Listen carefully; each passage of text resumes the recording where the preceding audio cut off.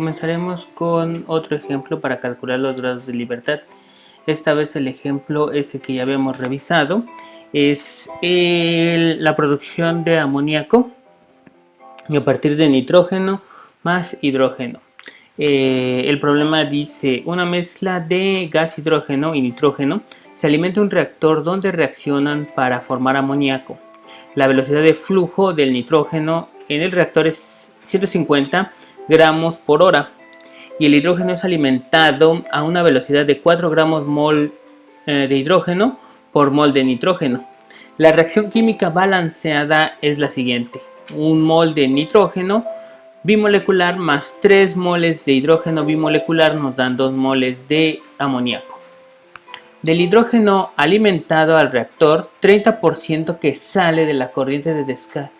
Del nitrógeno alimentado al reactor, un 30% sale en la corriente de descarga del reactor y el resto es consumido por la reacción.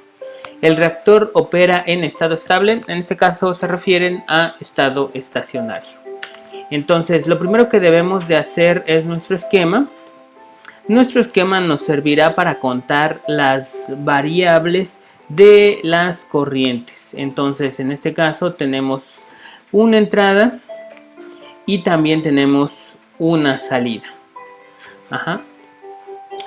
¿Por qué? Porque en este caso ya se alimenta la mezcla de hidrógeno y nitrógeno.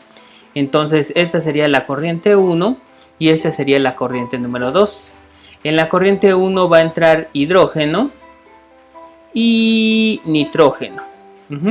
Y en la corriente 2 va a salir amoníaco y va a salir nitrógeno e hidrógeno. Y en este caso, bueno, las corrientes nombradas serían H1 y N1. Y amoníaco 2 y nitrógeno 2 e hidrógeno 2.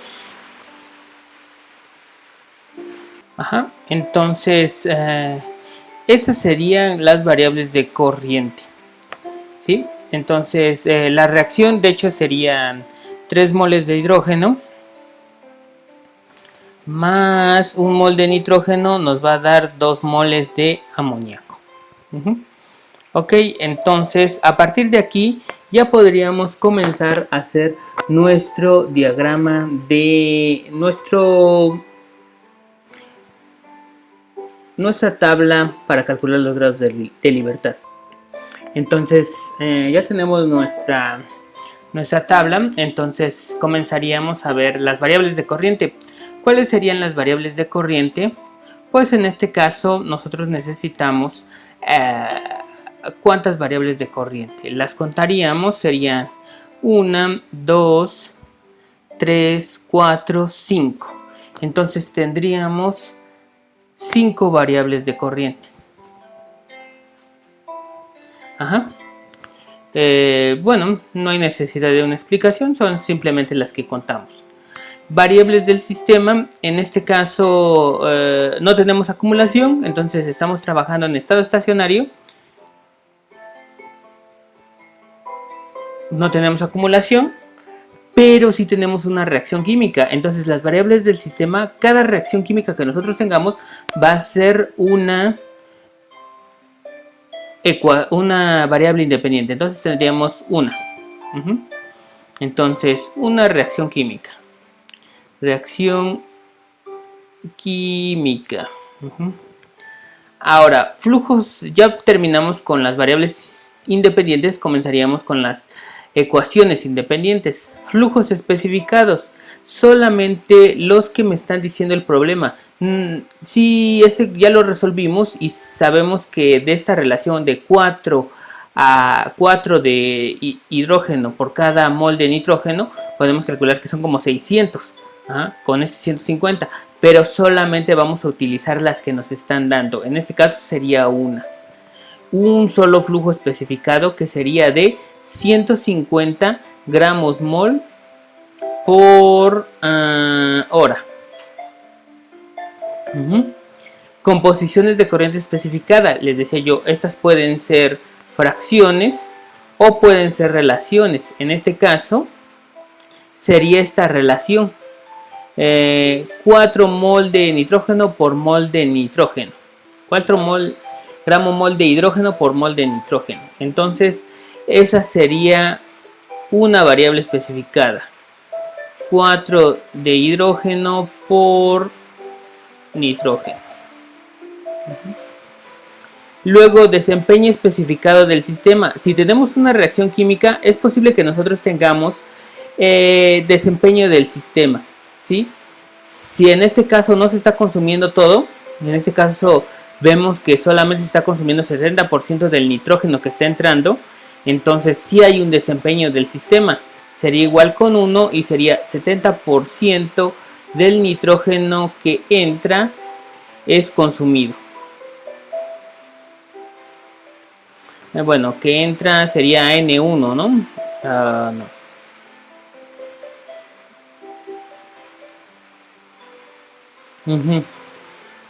Y por último, ecuaciones de balance de materia. En este caso tendríamos 3. Una para el nitrógeno, una para el hidrógeno y otra para el amoníaco. Entonces en total tendríamos 6 ecuaciones independientes. ¿Sí? Aquí en este caso, en el desempeño especificado del sistema, también se me olvidó mencionarles que si se consume al 100%, si por ejemplo 100% del nitrógeno que entrara al reactor se consume, entonces tendríamos un desempeño del sistema igual con 0.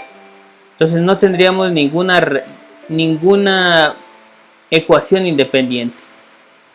Ok, entonces por último los grados de libertad van a ser número de variables independientes menos número de ecuaciones independientes. En este caso serían variables independientes 6, 5 más 1, 6 y ecuaciones independientes 6. Entonces, por lo tanto, los grados de libertad son iguales a 0. Tenemos un problema completamente especificado.